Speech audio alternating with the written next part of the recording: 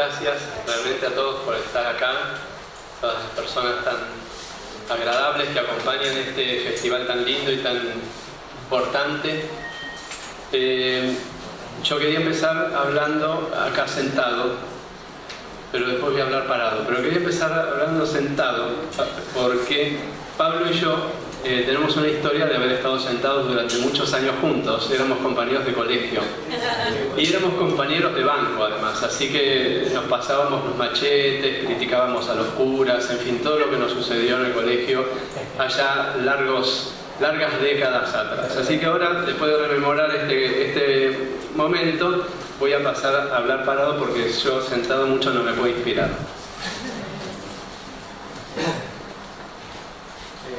Hola. Bueno, solamente quería decir alguna pequeña introducción. Esto se podrá acomodar un poquito hacia acá. A ver. Ahí está mejor. Bueno, voy a poner el reloj también.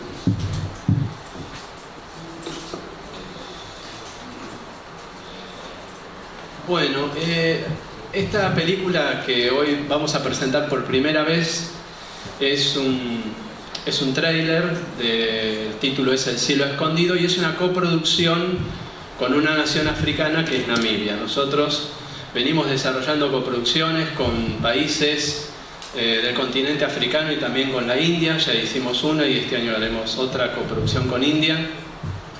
Nos interesa el intercambio cultural, industrial, artístico con naciones realmente ricas culturalmente, en algunos casos cinematográficamente, en otros no tanto, donde empiezan a hacer sus primeros pasos, y también para promover y decirle a nuestros colegas: miren, también podemos filmar en estos lugares, vayamos todos ahí. La cooperación sur-sur es un concepto que comienza en el año 78 en las Naciones Unidas, cuando deciden fomentar una unidad para que se cree estos lazos de intercambio cultural, industrial, empresarial, etcétera, y educativo. Recién en la década del 90 empezó a tener algunos movimientos más concretos. Se realizaron 3 o 4 reuniones, creo que una fue en la isla Margarita, otra se hizo en Abuya, en Nigeria, y la última fue en Malabo, en Guinea Ecuatorial. Y además en nuestra aventura está también la pasión por el fílmico, porque hacemos estas películas todas en 35. Hasta el día de hoy seguimos filmando en 35, incluso algunas imágenes en Super 8 milímetros hemos realizado, que es con las que comienza el tráiler. Un poco quería también comentarles acerca de la génesis de todo esto, qué es lo que a mí, a Pablo, nos motivó concentrarnos en decir qué es lo que tenemos de común, porque muchas películas muy hermosas que se hacen en coproducción con España tienen en común digamos, historias, y pensamos que no tenemos historias en común con las naciones africanas. Yo les doy a mis alumnos en la Universidad de Cine, les doy a leer el libro Para leer al Pato Donald, ese pequeño librito maravilloso de Ariel Dorfman y Armand Matelat, que nos cuenta una visión diferente acerca de cómo se interpreta el Pato Donald. Y me pasó en 2 exámenes con 2 alumnas, un caso fue una chica de Ecuador y este año una chica de Colombia, que cuando les pregunté cuál es tu conclusión de leer este libro, y una me dijo: mira, cuando yo iba de chica a Disneylandia con mis padres, me preguntaban los chicos de Estados Unidos si en mis casas en Ecuador teníamos baño. Y la otra chica de Colombia me dijo que estuvo parando en unos hostales este año en España y que le preguntaban si en su país había culebras. Es decir, el imaginario que nosotros vamos creando de lo que es el resto del mundo. Yo filmé con el teléfono unas tomas desde el auto en Calcuta, hoy llamada Kolkata, en India, y se lo mostré a un par de personas, incluso una actriz que va a protagonizar probablemente, porque el imaginario es que en Calcuta está toda la gente en estado miserable, porque es esa ilusión en la que participamos muchas veces, una ilusión manipulada, otras veces una ilusión colectiva, otra vez una ilusión histórica. No pasemos debajo de la escalera, que puede traer mala suerte. Yo no pasaría debajo de la escalera sin un pintor con un balde metálico, pero eso sería la única realidad, no mala suerte. Ahora bien, este es la construcción de este mundo fantástico, de este estado maya, como dicen los Vedas, de este estado de ilusión de la realidad, ¿no? Creer que las sombras proyectadas son parte de la realidad única y sin embargo son sombras, como el mito de la caverna de Sócrates, Platón. Y el cine es un poco eso, es un estado de ilusión en el cual nosotros entramos y se apaga la luz y entra ese imaginario en el que participamos. Pero cuando empecé a investigar sobre el tema de los afrodescendientes en Argentina, y ya lo hice más explícito en la película Orillas, que fue una coproducción con Benín, y luego Los dioses de agua, que fue la película que antecede a El cielo escondido, incluso como una dupla, porque El cielo escondido de alguna manera es la continuación, empecé a encontrar muchas cosas que yo desconocía, porque a raíz de tener que hacer una película que iba a filmar toda en Malí, en el oeste africano, el requerimiento del Inca era que hubiera por lo menos 1 o 2 actores protagonistas de cada nación. Entonces dije, pero son todos negros, ¿cómo voy a encontrar un argentino negro? Entonces en el año 98, bueno, mi asistente de dirección tuvo algunos inconvenientes porque se metían algunos boliches de salsa y les preguntaba, ¿vos sos argentino? Y el otro lo agarraban a trompadas pensando que era de migraciones. Pero esta historia me llevó a descubrir algo impresionante en la historia de nuestro país, es decir, cómo tenemos una madre patria que está dividida en muchas nacionalidades. España, el mundo árabe, los pueblos originarios y también el África. Y el África que no es un solo colchón, porque el África fue tomado como un colchón o una torta por el colonizador, ¿no es cierto?, que hizo rayas verticales y horizontales y dijo, bueno, esto es de Francia, esto es de Portugal, esto es de Inglaterra, esto es de Alemania, etcétera, etcétera. Y así se repartieron, pero dentro de cada porción de torta había desde 50 a 200 etnias diferentes. Así como hablaba antes del imaginario, entonces el común denominador nos dice, vas a ir a África, pero ahí se están matando, está Al Qaeda, está esto, está la fiebre del ébola y está todo esto. En algunos lugares sucede, pero el continente es enorme. De hecho entra toda Europa, toda América del Sur y todo Estados Unidos en África. Siempre se lo dibujó cartográficamente más pequeño para que existiera la predominancia del continente europeo. Y estas cosas con el tiempo se van descubriendo. Estas fueron algunas de las motivaciones. Entonces, al descubrir que en nuestra historia tenemos muchos lazos que nos unen con el África, por empezar el día a día, todos evocamos al africano esclavo cada vez que hablamos, absolutamente todos los días. Pues pronunciamos la doble L como una SH y decimos llave, lluvia, llorar. ¿Y por qué no decimos llave, lluvia, llorar? Muchas veces nos lo hemos preguntado, pero no hemos investigado sobre esto. Esto llevó mucho tiempo también. Y esta pronunciación obedece a nuestro fundador, al constructor de la ciudad de Buenos Aires, que no fueron los patricios, sino que fueron los hombres de los pueblos originarios del lugar y los negros. Aquellos hombres que fueron secuestrados, se los llevó a Brasil, se los obligó a olvidar sus lenguas y aprender el portugués. Luego se lo trajo a Buenos Aires, a la zona del Río de la Plata, y ahí, como en portugués se dice llave, se escribe con CH, llave, lluvia, llorar, quedó la pronunciación en Buenos Aires, porque si vamos a Catamarca o Formosa dicen llave o lluvia. Y desde ahí toda una larga lista de elementos que fueron desapareciendo porque se creyó que nunca hubo negros y se quiso hacer una historia blanca de la Argentina.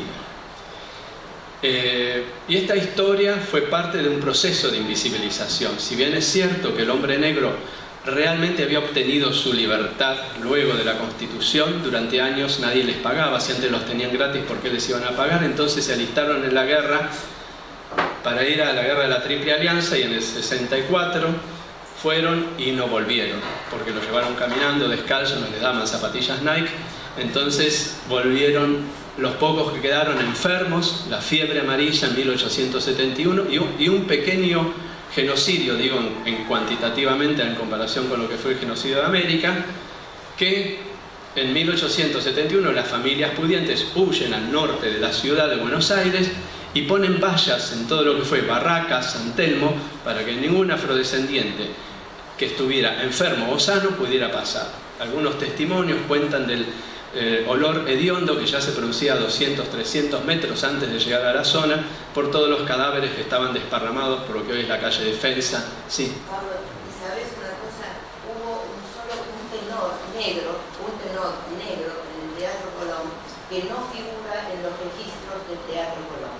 Y que era descendiente de lo que es la comunidad de la Costa de Marfil en este momento que funciona en Buenos Aires, y una de las representantes es Carmen Platero. Mirá vos, no, ese dato no lo tenía. Pero eso es muy importante. Sí, tenemos algunos datos de nuestros héroes de la patria que fueron blanquizados históricamente. Es decir, a Bernardino Rivadavia le decían Doctor Chocolate, sus contrincantes. Cayetano Silva era afrodescendiente, nacido en Venado Tuerto, fue el compositor de la Marcha de San Lorenzo y no se lo quiso enterrar en el cementerio patriótico ni en el cementerio policial por ser negro. Sin embargo, los alemanes, cuando entran en París, invaden París, entran tocando la Marcha de San Lorenzo porque Hitler decía que era la marcha más hermosa que había escuchado. Claro que si supiera que la compuso un afrodescendiente, hubiera cambiado de marcha, me imagino. Pero así también tenemos que Rafael Sarmiento, su madre era Albarracín, mentira, era Al-Bin Racín, eran 3 palabras, un apellido moro. Entonces fuimos transformando una historia blanca. Para cerrar un poco este pequeño capítulo, en el censo de 1895, yo lo imprimí, es una línea nomás, dice que luego de hacer todo un relevamiento de la población argentina y no contar a los negros, no los contaban. Cuando llegaba el censo veía un perro, un gato, un negro y a los blancos ella les los contaba. Y termina así diciendo: la posición del Estado volvió a hacerse explícita al realizarse el Censo Nacional de 1895 cuando sus responsables afirmaron: no tardará en quedar la población unificada por completo, formando una nueva y hermosa raza blanca. Esto es parte de nuestra historia, mal que nos pese. Entonces, esto fue una de las cosas. Después hay algo muy maravilloso que es la obra de Néstor Ortiz Oderigo, un hombre que murió en el anonimato total en el 94 y que gracias a la Universidad 3 de Febrero se editaron 3 o 4 obras maravillosas de él. Una de ellas es el Diccionario de Africanismos, de donde podemos encontrar que todas las palabras que usamos a diario, quilombo, conga, banana, el arrorró, son canciones bantúes de lenguas diferentes que han venido de las distintas corrientes africanas y que hicieron parte de nuestra historia. A propósito, quilombo era una palabra sagrada porque era el lugar donde se juntaba la gente para crear música, para bailar, eran los centros culturales. Pero el hombre blanco, molesto por el ruido, el barullo, que también es una palabra bantú, el barullo, los veía como algo molesto y entonces decía: estos están en el quilombo. Y ahí queda, digamos, y ahí quedaron muchas palabras que se fueron transformando. Por ejemplo, bobo. Bobo lo usamos despectivamente. Bobo es una maravillosa etnia africana que fueron parte de los esclavos que trajeron. Entonces, cuando les preguntaban: ¿usted qué? Yo soy mandinga. ¿Y usted? Bobo. Mandingue y bobo son 2 etnias muy importantes en el continente africano. Entonces fueron quedando como despectivos. Como fue posteriormente también la palabra guarango, que era el intérprete de guaraní al español. Entonces que habla, y habla guarango. Así nos fuimos formando en una ilusión de la realidad. Bien, yo sé que estamos ya en el límite, así que voy a tener que ir cerrando. Lo último que quería recordar es una obra también de Robert Graves, donde nos cuentan los mitos hebreos. Robert Graves, un gran escritor, investigador, antropólogo, novelista, pone varios extractos de los distintos relatos de la maldición de Noé. Porque yo fui remontando a decir dónde comenzó el odio al negro, ¿no? ¿Dónde está el último dato que yo puedo encontrar del odio al negro? Pues decimos negro como malo todo el tiempo, negro de mierda, lunes negro en los mercados, cae la bolsa, trabaja en negro, todo negro es malo. No, pues si los diarios en Senegal no dicen lunes blanco en la bolsa. Es tremendo. Entonces lo usamos como algo cotidiano, o sea, se asimila lo negro como no aclara, no oscurece, que aclare, que aclare, que oscurece. Claro, lo oscuro es malo, lo claro es bueno. En los mitos hebreos, Robert Graves nos cuenta que Cam, Sem y Jafet, que eran los hijos de Noé, Cam tenía un hijo que se llamaba Canaán, pero entra y lo ve a su padre desnudo durmiendo y se burla de él. En otras versiones dice que le corta los genitales. Y a raíz de eso, que es una copia un poco del mito de Cronos y Uranos, y entonces, que a su vez era egipcio ese mito, bueno, le dice que lo maldice a la progenie de Cam. Y dice que a partir de él, porque haber visto cosas que no tenía que ver, los descendientes tendrán ojos rojos y saltones. Y por haber dicho cosas que no tienen que decir, sus descendientes tendrán los labios gruesos. Y por haber dicho cosas feas, serán feos y negros. Se dedicarán a la habladuría, a la mentira y a la fornicación y se los llamará negros. Es palabra de Dios. Bueno, eso lo dice.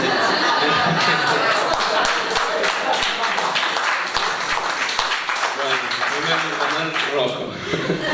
Bueno, vamos a ver el tráiler de la película Cielo Escondido, y después, si quieren hacer algunas preguntas, está Pablo para hablar también de producción.